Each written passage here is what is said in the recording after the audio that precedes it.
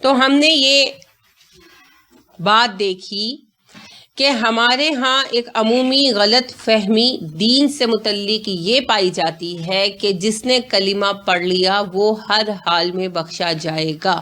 یہ قرآن کا فارمولہ نہیں ہے، یہ ایک زبانوں کی بات ہے. ٹھیک ہے، اللہ رب کریم نے یہود کو بھی کہا تم غلط سوچتے ہو، اور باقاعدہ کہا انہیں ان کے دین کے متعلق ان کی زبانوں کی بنائی ہوئی باتوں نے دھوکے میں ڈال دیا. ٹھیک ہے، ہم نے بھی وہی منوان بات بنائی جو یہود نے بنائی کہ ہم چونکہ مسلمان ہیں تو ہم جہنم میں نہیں جائیں گے، اگر کوئی گیا تو کچھ عرصے کے لیے جائے گا اور پھر نکال کر جنت میں بھیج دیا جائے گا. اللہ کریم نے کہا کہ جو تو اہل ایمان ہیں نیک اعمال والے، ان کو تو میں جنت میں بھیجوں گا ہی بھیجوں گا. اب وہ مومن آ گئے جو ایمان لائے اور پھر نیک عمل نہیں کیے. لہٰذا دیکھیے اللہ باقاعدہ ارشاد فرما رہے ہیں آیت نمبر 86-87 آل عمران کی، کیف یہدی اللہ قوما کفروا بعد ایمانہم وشہدوا ان الرسول حق وجاءہم البینات واللہ لا یہدی القوم الظالمین. اللہ کیسے ہدایت دے گا ان لوگوں کو جنہوں نے ایمان قبول کرنے کے بعد اور یہ گواہی دینے کے بعد کہ رسول جو آئے وہ سچے ہیں اور ان کے پاس روشن دلائل بھی آ چکے، یعنی کتاب بھی آ چکی، اس کو ماننے کے بعد انہوں نے کفر کر دیا، یعنی سب کچھ تسلیم کرتے ہیں اور پھر عمل بالکل نہیں کرتے. واللہ لا یہدی القوم الظالمین، اللہ ایسے ظالموں کو ہدایت نہیں دیتا. اولئک جزاؤہم ان علیہم لعنت اللہ والملائکۃ والناس اجمعین، یہ وہ لوگ ہیں جن پر اللہ کی، فرشتوں کی اور سارے انسانوں کی لعنت ہے. کیوں ہے یہ لعنت؟ کیونکہ ہم نے اللہ کے دین کو رسوا کر دیا. آج پوری دنیا میں اگر اسلام کی وقت نہیں ہے اور مسلمانوں کی وقت نہیں ہے، اس کا سبب یہی ہے کہ ہم لوگوں نے صرف زبان کے مسلمان اپنے آپ کو بنایا اور عمل ہمارے ایک زیرو، ایک عمل ہمیں کہیں نہیں ملتا. اس وجہ سے سارے مسائل ہیں نا. مسلمانوں نے اسلام کے لیے بھی رسوائی یعنی جو ہے چن لی اور اپنے لیے بھی، اور ایک دوسرے کی مصیبت کا سبب بن گئے. خالدین فیہا، ہمیشہ رہیں گے اس دوری کے زیر اثر، اس لعنت کے زیر اثر. لا یخفف عنہم العذاب، ان پر سے عذاب ہلکا بھی نہیں کیا جائے گا. وَلَا هُمْ يُنظَرُونَ، نہ انہیں بیچ میں گیپ ملیں گے، مہلت ملے گی. کا مطلب یہ ہے کہ ایسا نہیں ہوگا کہ ایک عذاب کا سیٹ دیا اور پھر ایک دن کیا گیپ آ گیا. پھر آپ دیکھیں کہیں بھی ٹارچر مستقل تو نہیں ہوتا دنیا کے اندر نا، کیونکہ کوئی مستقل ٹارچر سہ نہیں سکتا اور کوئی مستقل ٹارچر کر بھی نہیں سکتا. مارنے والا تھکتا ہے کہ نہیں تھکتا؟ وہ بھی تھک جاتا ہے. تو لہٰذا پھر کیا ہوتا ہے، اگر کسی کو 100 کوڑوں کی سزا دی گئی ہے تو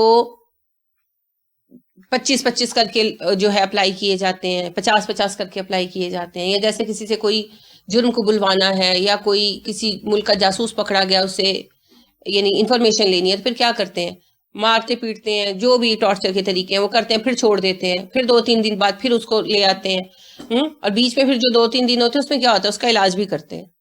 بندہ مارنا تھوڑی ہوتا ہے، اس سے انفارمیشن لینی ہوتی ہے، تو پھر وہ اس کا علاج بھی کرتے ہیں کہ یہ نئے ٹارچر کے لیے جو ہے نا ریڈی ہو جائے. تو اللہ کے ہاں ایسے نہیں ہونا. وَلَا هُمْ يُنظَرُونَ، انہیں بیچ میں گیپ نہیں ملے گا، وقفہ نہیں ملے گا.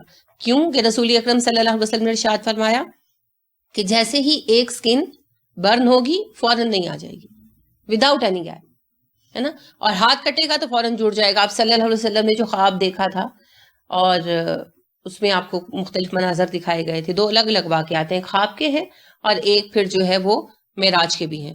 تو آپ صلی اللہ علیہ وسلم نے ان کے واقعات بیان کیے نا کہ میں نے ایک بندے کو دیکھا کہ اس کا سر پتھر سے کچلا جا رہا ہے، اور ابھی سر کچلا گیا اور فوراً صحیح ہو گیا، تو پھر اس کو دوبارہ پتھر سے کچلا جا رہا ہے. اسی طرح ایک بندے کا جو ہے منہ چیرا جا رہا ہے، گال چیرے جا رہے ہیں، ایک طرف سے چیرتے ہیں اور ابھی دوسری طرف کا چیر ہی رہا ہوتا ہے فرشتہ، تو ادھر والا صحیح ہو جاتا ہے، وہ پھر یہ چیرتا ہے تو پھر دوسرے والا صحیح ہو جاتا ہے. اللہ رب کریم ہمیں معاف فرمائے. تو آپ دیکھیے کہ یہ سب کچھ کیا ہے، فوراً صحیح ہو جائیں گے نا تو عذاب میں گیپ نہیں آئے گا، کہ ایک تو وہ عذاب ہمیشگی ہے، دائمی ہے، اور دوسرا مسلسل ہے، کنٹینیوس ہے. اس کی شدت اسی طرح ہی رہے گی. شدت اسی لیے وہ تو کہہ دیا لا یخفف عنہم العذاب، ان سے عذاب ہلکا نہیں ہوگا، شدت بھی وہی رہے گی اور اس کے اندر گیپ بھی نہیں آئے گا.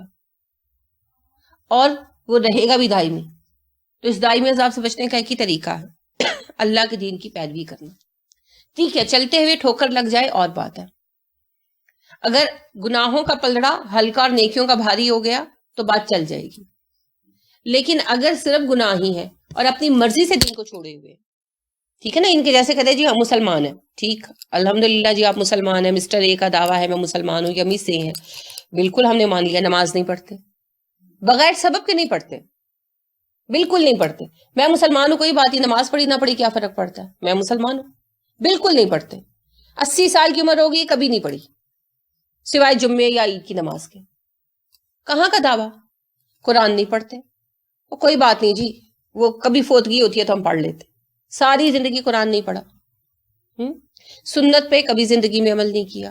خاتون ہے تو پردہ نہیں کرتی, مرد ہے تو داڑھی کو شار نہیں مانتے. چلے کچھ تو کرتے ہوں, ایٹ لیسٹ نماز تو پڑھتے ہوں, تو کچھ باتوں کو بندہ کہے کہ چلو کچھ بیلنس ہو جائے گا. کبھی ذکر اذکار نہیں کیا, کبھی اللہ کی راہ میں صدقات نہیں دیے, کوئی دین کا کام نہیں پورا کیا, کوئی بھی نہیں کیا, اور ساری زندگی ایسے گزار کر مر گئے. تو پھر نیکیوں کے خانے میں کیا ہے؟ کیونکہ اللہ رب کریم نے ہم پر یہ فضل کیا کہ یہ نہیں کہا کہ 100% مارکس لے کر آؤ. اللہ نے صرف یہ کنڈیشن لگائی کہ تمہاری نیکیاں تمہاری برائیوں سے زیادہ ہوں. یہ کتنا بڑا فضل ہے. اگر اللہ کہتے ہیں 100% رزلٹ لاؤ تو پھر تو سارے ہی فیل ہو جاتے, سارے ہی فیل ہو جاتے. اللہ رب کریم نے صرف ایک بات کہی, نیکیوں کا پلڑا برائیوں سے بھاری کر لو, جس کا نیکیوں کا وزن زیادہ ہوگا میں اسے بخش دوں گا. کتنی بڑی بات ہے نا. ایک بندہ اللہ کے سامنے کھڑا ہوا, ساری بات ڈسکس ہوئی, اب اللہ فائنل کیا کہیں گے؟ اچھا جاؤ نامہ اعمال تلواؤ, اگر نیکیاں زیادہ ہو جائیں گی تو میں تمہیں بخش دوں گا. اور آپ کو پتہ اللہ نے اصول کیا رکھا, برائی کرو گے ایک تو ایک ہی لکھی جائے گی, اور نیکی کرو گے ایک تو 10 لکھی جائیں گی. اگر برائی کے بعد تم توبہ کر لیتے ہو, برائی کو واپس نہیں لا سکتے, تم اس چیز کو انڈو نہیں کر سکتے. فرض کریں میں نے بیٹھ کر فلم دیکھ لی, کوئی گھٹیا چیز دیکھ لی, اب میں اس ٹائم کو واپس تو نہیں لا سکتی, میں استغفار کر سکتی ہوں نا. اب میں نے استغفار کی تو کیا ہوگا, وہ برائی اریز کر دی جائے گی اور بدلے میں ایک نیکی لکھ دی جائے گی. کتنا بڑا فضل ہے اللہ کا, ہے نا. اور اگر میں نے اپنی کوئی نیکی خراب کر دی تو میری برائی لکھی جائے گی؟ نہیں لکھی جائے گی, میری صرف وہ نیکی ضائع ہوگی. یعنی اگر میں نے کسی کو احسان جتا دیا تو نیکی ضائع ہوگی, اگر پھر اس کے بعد میں مزید کروں گی تو پھر برائی بھی لکھی جائے گی. تو کتنی آسانیاں رکھی ہیں نا اللہ نے. مجھے علامہ ابن کثیر علیہ رحمہ کی بات نہیں بھولتی کہ وہ کہنے لگے کہ بہت ہی بد نصیب ہے وہ شخص جس کی دہائیاں اس کی اکائیوں سے ہار جائیں. کہ ایک نیکی, اور پھر نیکیوں کے لیے اللہ نے یہ نہیں کہا کہ تم دنیا کو چھوڑ کر نانگا پروت پہ جا کے بیٹھو گے تو تمہاری نیکی لکھی جائے گی, جیسے ہندوؤں کا تصور ہے یا عیسائیوں کا تصور ہے. اللہ رب کریم نے ہمارے لیے کیا رکھا, رستے سے تکلیف دہ چیز ہٹا دو, نیکی ہے. ہنس کر سلام کا جواب دے دو, نیکی ہے. سلام میں پہل کرو, نیکی ہے. مسلمان بھائی سے خندہ پیشانی سے ملو, نیکی ہے. کسی کو صحیح مشورہ دے دو, نیکی ہے. کسی کے ساتھ مہربانی سے پیش آ جاؤ, نیکی ہے. کتنی باتیں رکھ دی نا. اور یعنی اتنی زیادہ, کسی کو پیسے نہیں دے سکتے, خالی یہ بتا دیا پیسے کہاں سے مل سکتے ہیں, تمہارا مسئلہ پورا ہو سکتا ہے. تو رسول اکرم صلی اللہ علیہ وسلم نے کہا اتنا ہی اجر ہے جتنا دینے والے کا. یاد ہے حدیث کہ ایک صاحب آئے نا, کہنے لگے اللہ کے نبی صلی اللہ علیہ وسلم میں مسافر ہوں, میری سواری کا جانور مر گیا, میرے لیے کوئی انتظام کر دیں. آپ نے کہا میرے پاس تو کچھ نہیں ہے. تو ایک صحابی کہنے لگے اللہ کے نبی صلی اللہ علیہ وسلم اسے ایسے بندے سے ملوا سکتا ہوں جو اس کی مدد کر سکتا ہے, اسے جانور دے سکتا. تو آپ صلی اللہ علیہ وسلم نے کہا جو کسی بندے کی رہنمائی کرے اس کی ضرورت پوری کرنے والے بندے کی طرف, تو رہنمائی کرنے والے کو اتنا ہی اجر ہے جتنا صدقہ کرنے والے کو.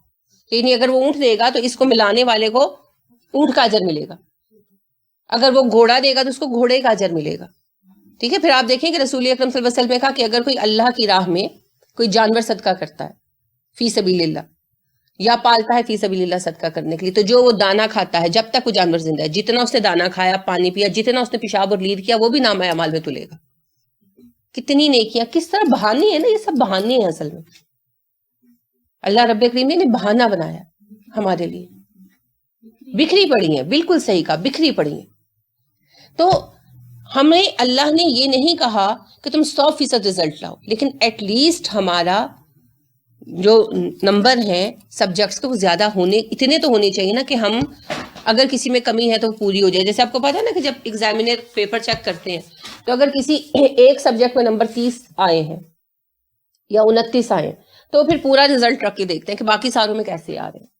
اگر باقی ساروں میں پرسنٹیج 50 سے زیادہ ہے تو کہتے ہیں اچھا اس ایک سبجیکٹ میں پڑھا دو, اسے کہتے ہیں گریس مارکس. وہ آپ نے سنا اسٹار ملا ہے اس کو, وہ اسٹار تعریف کا نہیں ملتا, وہ اسٹار جو ہے نا گریس مارکس کا ملتا ہے. ابن انشا کہتے ہیں میٹرک کا رزلٹ آتا ہے تو ہر طرف ستارے ہی ستارے چمکنے لگتے ہیں.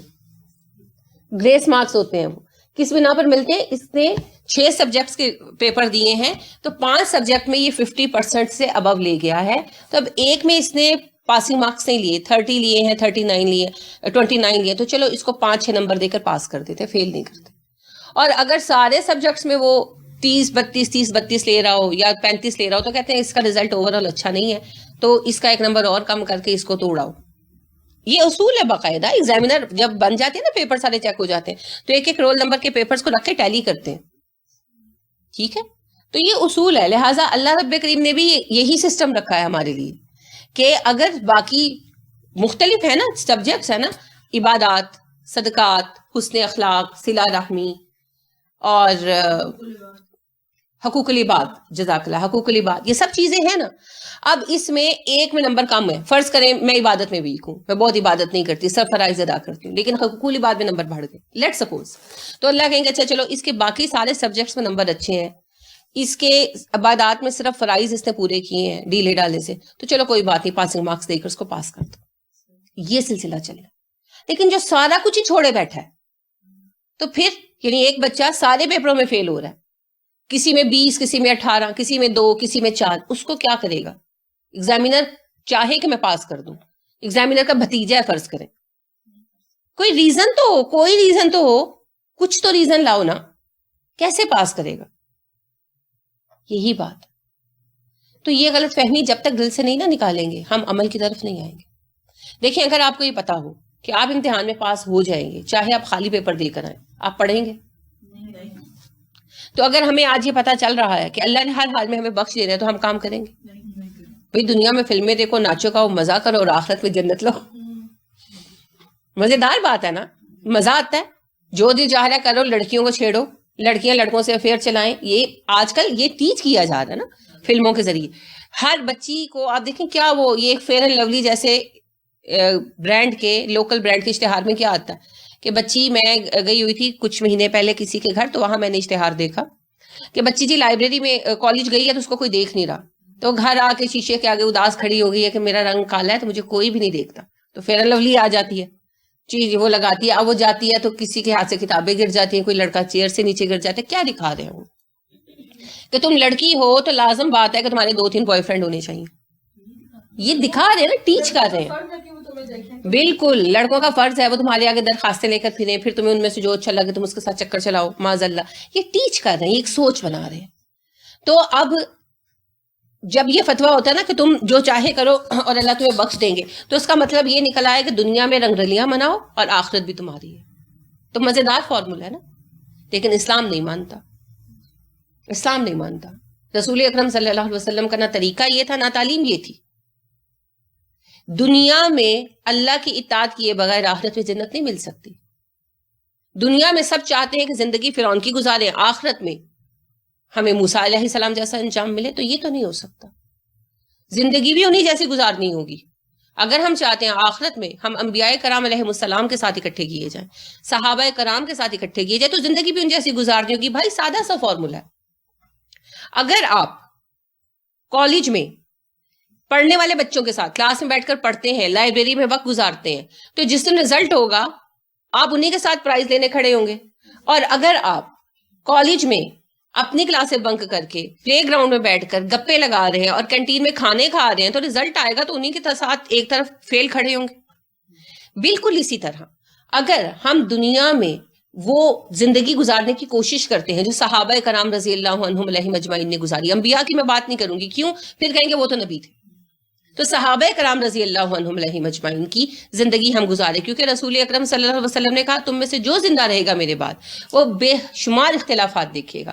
تو اختلافات کے زمانے میں تم پر فرض کر دیا گیا ہے کہ میری سنت کو اور میرے خلفائے راشدین کی سنت کو مضبوط پکڑ لو, دانتوں کی جڑوں سے, داڑوں سے پکڑ لو, اور اس کے اوپر چلو اور نئی باتوں سے بچو. تو پھر ہدایت 2 چیزوں میں آ گئی نا, رسول اکرم صلی اللہ علیہ وسلم اور خلفائے راشدین. تو ایٹ لیسٹ ہم خلفائے راشدین کو فالو کریں. اگر رسول اکرم صلی اللہ علیہ وسلم کو ہم نہیں کرتے کہ بھئی ہم ان کو نہیں کر سکتے تو صحابہ کو فالو کریں جتنا ہم سے ممکن ہوتا ہے. 100% تو نہیں کر سکتے, انہوں نے تو بہت بڑے لیول کے کام کیے, ہم اتنا نہیں کر سکتے, آئی ایگریڈ, ہمارے اندر وہ عزم نہیں ہے, لیکن جتنا ہم فالو کر سکتے ہیں اتنا کریں. تو پھر روز قیامت ہم ان کے گروپ میں تو کھڑے ہوں گے نا, چاہے ہم کھڑے اینڈ پہ ہوں. جیسے رسول اکرم صلی اللہ علیہ وسلم کے 2-2.5 لاکھ صحابہ ہیں, ٹھیک ہے, جنہوں نے کام کیا, ان کی تعداد 2 لاکھ بنتی ہے. اسد الغابہ فی تمیز الصحابہ جو ہے نا, یہ کتاب ہے صحابہ کے تذکرے کی, بہت اہم کتاب ہے اور اس کو ریفرنس بک کا درجہ حاصل ہے. اس میں 2 لاکھ صحابہ کا تذکرہ ہے, ٹھیک ہے, ان کی بنیادی ڈیٹیلز ہیں. تو یہ جو صحابہ تھے 2 لاکھ, آپ کو کتنوں کے نام آتے ہیں؟ چند ایک کے آتے ہیں. کیوں؟ کیونکہ ان چند ایک نے پرومیننٹ اپنے کام کیے, ڈسٹنکشن لی صحابہ کے مابین, لیکن ہوں گے تو وہ 2 لاکھ کے 2 لاکھ صحابہ ہی نا, کوئی اس کیٹیگری سے باہر تو نہیں آئے گا. ٹھیک ہے, کوئی ابو بکر رضی اللہ عنہ کے ساتھ کھڑا ہوگا, کوئی پیچھے کھڑا ہوگا, لیکن ہوگا تو صحابہ میں, گروپ تو وہی ہوگا. ایگزیکٹلی. تو جو ان کے رستے پر چلے گا وہ بھی انہی کے گروپ میں ہوگا. اب چاہے وہ کھڑا, اس کا نمبر جو ہے وہ 4 لاکھ لوگوں کے بعد آئے, 10 لاکھ لوگوں کے بعد آئے, گروپ وہی ہوگا. اور جنت میں سب سے پہلے جانے والا گروہ صحابہ کا ہے, عام انسانوں میں. سب سے پہلے رسول اکرم صلی اللہ علیہ وسلم نے کہا میں اور میرے صحابہ جائیں گے جنت میں, پھر باقی انبیاء اپنی اپنی امت کو لے کر آئیں گے. یعنی آپ صلی اللہ علیہ وسلم نے کہا سب سے پہلے میں اپنی امت کو لے کر جنت میں جاؤں گا, تو پھر انٹرنس سب سے پہلے انٹری رسول اکرم صلی اللہ علیہ وسلم کی, پھر صحابہ کے گروہ کی, اور پھر یعنی کہ پورے نیکوکاروں کی, پھر اس کے بعد باقی امتوں کی باری آنی. تو جس گروہ کے ساتھ کھڑا ہونا ہے اسی کا طریقہ اختیار کرنا ہوگا نا. یہ تو نہیں ہو سکتا کہ فالو ہم کسی کو کریں, دم ہم کسی کا بھریں اور رزلٹ والے دن ہم کسی کے ساتھ ہو جائیں. یہ ہو نہیں سکتا, یہ دنیا میں نہیں ہو سکتا تو آخرت میں کیسے ہوگا؟ تو یہ والی غلط فہمی جو ہے نا ہمیں اپنے اندر سے بھی دور کرنی ہوگی, بچوں کے اندر سے بھی دور کرنی ہوگی. اور رہ گئی یہ بات کہ اللہ رحیم و کریم ہے, تو یاد رکھیں کہ اللہ سریع العقاب بھی ہے نا, شدید العقاب بھی ہے, سریع الحساب بھی ہے, اور اللہ منصف بھی ہے. اور سب سے بڑی بات مالک یوم الدین ہے, فیصلے کے دن اس نے انصاف کرنا ہے. بالکل. تو اللہ کسی کا حق مار کر انصاف نہیں کریں گے, یعنی کہ آپ کے حق میں فیصلہ کرنے کے لیے کسی کا حق نہیں ماریں گے, یہ نہیں ہو سکتا. لہٰذا رسول اکرم صلی اللہ علیہ وسلم نے بہت خوبصورت بات فرمائی, سب سے بڑا بے وقوف وہ ہے جو ساری عمر پرستش اپنے نفس کی کرتا رہا اور رحمت کی توقع اللہ سے لگائے رکھی. کام کرنا پڑے گا. کسی کام چور کے لیے کسی کے دل میں محبت نہیں ہوتی, کہ ہوتی ہے؟ اگر ملازم کام چور ہو تو دھکے مار کے نکال دیتے ہیں نا. بس یہی بات ہے, ہم اللہ کے بندے ہیں, اللہ نے ہمیں کام پہ لگایا ہے. کام چوری کریں گے تو جوتے پڑیں گے, یہاں تو پڑیں گے ہی پڑیں گے, وہاں بھی پڑیں گے. اب دیکھیں اللہ کہہ رہے ہیں اللہ سوائے الذین, ان لوگوں کے جو تابو توبہ کر لی انہوں نے, من بعد ذالک, ایسے عمل کے بعد, واصلحوا, اور اپنی اصلاح کر لی. میں تو نہیں کہہ رہی, قرآن کہہ رہا ہے. اللہ کہہ رہے ہیں جنہوں نے یہ طریقہ اختیار کیا کہ ایمان لانے کے بعد عملی کفر اختیار کیا, ان کے لیے ہمیشہ کا جہنم ہے. صرف ان کو معافی ملے گی ان میں سے جنہوں نے دنیا میں اپنے آپ کو ٹھیک کر لیا, توبہ کر لی اور اپنے آپ کو صحیح کرنے کی کوشش کی. جیسے ہم لوگ ہیں, ہم لوگ جب بچپن میں چھوٹے تھے دین کی کوئی خاص تربیت نہیں ہوئی, قرآن بس پڑھا دیا گیا, نماز یاد کرا دی گئی. لہٰذا بچپن سے لے کر بڑے ہونے تک 20, 22, 25 سال کی عمروں تک ہم 50% قسم کے لوگ تھے. کبھی نماز پڑھی, کبھی نہ پڑھی, کبھی جو ہے وہ قرآن کو ریگولر پڑھا, کبھی بیچ میں چھوڑ دیا, یعنی کہ کوئی استقامت نہیں تھی, ہے نا. پھر جب دین کا شعور آیا, کسی کو 20 سال کی عمر میں آیا, کسی کو 22 کی, کسی کو 25 کی, نمازیں ریگولر کی, پردہ کیا اللہ کے فضل سے, قرآن کو اختیار کیا, اپنے آپ کو تبدیل کیا, اور ابھی بھی تبدیل کر رہے ہیں. اب ہم توبہ کرنے والے گروہ میں آئے, اور ساتھ فرما دیا وَأَصْلَحُ, خالی یہ نہیں کہ میں توبہ کر رہی ہوں, میں استغفار پڑھ رہی ہوں, لیکن میں اپنے آپ کو بدل نہیں سکتی. لوگ کیا کہیں گے, ساری عمر فیشن کرتی رہی, اب کیا کروں, ہے نا. لوگ کیا کہیں گے, لو اب نمازیں شروع کر دی اس نے 40 سال کی عمر میں آ کر. نہیں, وَأَصْلَحُ, اپنی درستگی پہلے دن سے شروع کر دی. نماز سب سے پہلے, ٹھیک ہے, اس کے بعد جیسے جیسے ہر چیز اپنے آپ کو تبدیل کرنے لگے, جو چیز سمجھ آ رہی ہے, پتہ چل رہی ہے, اس کو صحیح کر رہے ہیں. جھوٹ بولنا چھوڑ رہے ہیں, بیکار باتیں چھوڑ رہے ہیں, ٹی وی چھوڑ رہے ہیں, فلمیں چھوڑ رہے ہیں, جو کچھ بھی ہمارے اندر خرابیاں ہیں ان کو اپنے اندر سے نکال رہے ہیں. آپ کو پتا ہے کہ اگر آپ روز کے روز صفائی کریں تو پھر صفائی آدھے گھنٹے میں ہو جاتی ہے, اور اگر کوئی کمرہ بند ہو رہا آپ اس کو کھولیں 10 سال بعد, تو پھر پھر ٹائم لگے گا نا، ہو سکتا ہے ہفتہ لگے، ہو سکتا ہے مہینہ لگے. تو یہ ہمارے دل بند کمرے بنے ہوئے تھے نا، ہم نے کسی نے 10 سال صفائی نہیں کی، کسی نے 20 سال صفائی نہیں کیا، وہ سارا کاٹ کباڑ کوڑا جمع ہوا ہے. اب صفائی ہوتے ٹائم لگے گا، ایک دن میں تو نہیں ہو سکتی. واصلہ ایک دن میں تو نہیں ہو سکتا. ایک گلاس آپ سے ٹوٹا، گرا، ٹوٹ گیا، آپ اس کو فوراً سمیٹ کر پھینک دیں گے، 2 منٹوں کا کام ہے. اور اگر پورا کچن کسی وجہ سے الٹ جائے تو کیا ہوگا؟ سارا کچھ ٹوٹ جائے گا، اس کو سمیٹتے ہوئے ٹائم لگے گا. تو بس یہی بات ہے. اب ہمارے اندر جو کاٹ کباڑ سالوں کا جمع ہوا ہے، اس کو صاف کرنے میں ٹائم لگے گا. ہو سکتا ہے ہم مہینے میں ٹھیک ہو جائیں، ہو سکتا ہے 6 مہینے لگ جائیں، ہو سکتا ہے سال لگ جائے، لیکن وہ اصلاح کی کوشش ڈے بائی ڈے کر رہے ہیں. تو ایسوں کے لیے پھر اللہ کیا کہہ رہے ہیں؟ فَإِنَّ اللَّهَ غَفُورٌ رَحِيمٌ. تو پھر اللہ بہت بخشنے والا اور مہربان ہے. نا امیدی کی بات نہیں ہے، لیکن تبدیلی کے لیے اٹھنا ہوگا. خالی بیٹھے بیٹھے باتیں بنانے سے کچھ نہیں ہوگا. دیکھیں بچہ کوئی نافرمانی کرتا ہے، کوئی بچہ، چھوٹا بچہ ہے، 6ٹھی 7ویں میں پڑھتا ہے، نہیں اس نے پیپروں کی تیاری کی، فیل ہو گیا. اب ماں ناراض ہے، باپ ناراض ہے، وہ آ کے کہتے ہیں امی مجھے معاف کر دیں. تو ماں کیا کہتی ہے؟ کیا کہے گی ماں؟ آپ مائیں ہیں، اگر تم رزلٹ لاؤ گے تو تمہیں معاف کریں گے. ٹھیک ہے ان پیپروں میں فیل ہو گیا نا، اب کر کے دکھاؤ. اب آپ اس کے ساتھ پھر رویہ کھنچاوا ہی رکھیں گے، یہاں تک کہ اگر کسی ایک بچے کو کوئی چیز لے کر دیں گے، اس کو نہیں لے کر دیں گے. کرتے ہیں نا ایسے. وہ کہے گا امی اس کو لے کر دی، فلان چیز مجھے نہیں لے کر دی. آپ کہیں گے جب رزلٹ لاؤ گے نا پھر لے کر دیں گے، پھر بات کرنا. کرتے ہیں ایسے. پھر وہ بچہ اگلے امتحانوں میں پاس ہو جاتا ہے، نمبر لے آتا ہے، پھر آپ اسے کوئی چیز لے کر دیتے. کیوں کرتے ہیں؟ دشمنی کی وجہ سے نہیں، آپ بچے کی اصلاح کر رہے ہیں. تو اللہ رب کریم نے بھی کنڈیشن لگا دی کہ تم نے توبہ کی، میں نے قبول کر لی، اب اپنی اصلاح کرو. جیسے جیسے تم بہتر ہوتے جاؤ گے، میری برکتیں اور رحمتیں تم پر آتی جائیں گی. اور توبہ کی لمٹ کیا ہے؟ کس مقام تک توبہ ہو سکتی ہے؟ گناہ کی کس لمٹ تک توبہ ہو سکتی ہے؟ شرک تک کی توبہ ہے، ہر چیز کی توبہ ہے. جب تک زندہ ہیں ہر چیز کی توبہ ہے. اگر میں قبروں پہ جاتی تھی، فرض کر لیں اگر میں قبروں پہ جاتی تھی، اگر میں مزاروں پہ منتیں مانتی تھی، اور مجھے آج پتا چلا، میں 36 سال تک یہ کام کرتی رہی، آج پتا چلا اور میں آج توبہ کر کے چھوڑ دیتی ہوں، تو معافی ملے گی؟ شرک کی بھی توبہ ہے. آپ دیکھیے جو یہ تھی خاتون سجاح بنت حارث، نجاح نہیں سجاح، سین سے، سجاح بنت حارث کون تھی؟ بہت نیک عورت. کیسے؟ اس نے بہت بڑے گناہ سے توبہ کی. کیا گناہ تھا؟ دعوی نبوت کیا تھا. عورتوں میں ایک ہی عورت ہے، مرد تو بہت جھوٹے دعوی دار نبوت پیدا ہوئے، عورت ایک ہی تھی، سجاح بنت حارث. مسیلمہ کذاب کے ساتھ. ہاں، سجاح بنت حارث، حلوے والا ہے، سین جیم الف اور حلوے والا ہے سجاح.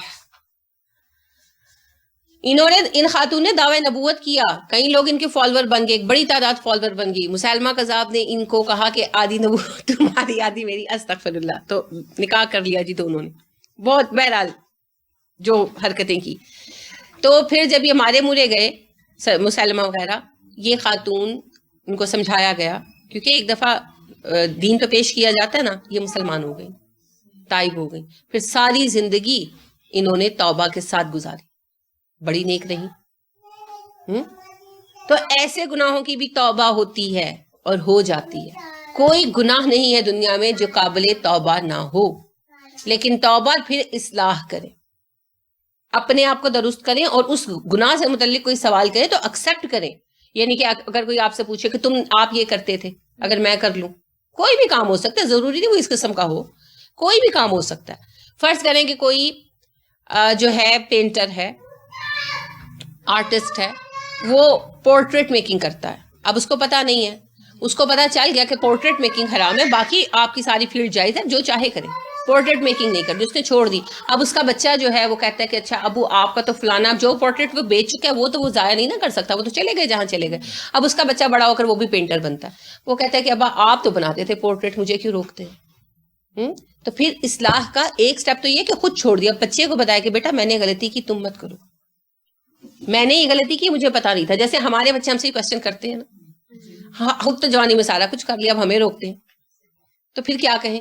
اگلے دن بھی ایوننگ کی کلاس میں نورین آتی ہیں، وہ مجھے پوچھ رہی تھی کہ بچے کہتے ہیں خود تو آپ نے سارا کچھ کر لیا، اب آپ اس عمر میں پردہ کرنے لگ گئی ہیں تو ہمیں روکتی ہیں، کیونکہ بچے ان کے بالکل ان کے پرائم یوتھ میں اس ٹائم، میٹرک میں، ایف اے میں نے ان کو کہا کہ یہی بات کہ آپ ان کو بتائیں کہ ہمیں تو پتہ نہیں تھا بیٹے، ہماری بدقسمتی، ہم نے توبہ کی، ہماری خوش قسمتی، تم لوگ ہم سے زیادہ خوش قسمت ہو، تمہیں آغاز میں پتہ چل رہا ہے، تو جو کھیسی کھادی تسی ضرور کھانی ہے، لہٰذا اپنی غلطی کو پھر ایڈمٹ کر کے اگلوں کو بتائیں کہ ہم نے یہ غلطی ہو گئی نا، ہم نے توبہ کی، تم یہ غلطی مت کرو۔ تو یہ اصلاح کے مرحلے ہیں۔ پہلی بات یہ کہ خود اپنے آپ کی اصلاح کریں، اور ہمارے کام سے کوئی شر پھیلا ہے تو پھر اس کو بھی سمیٹیں۔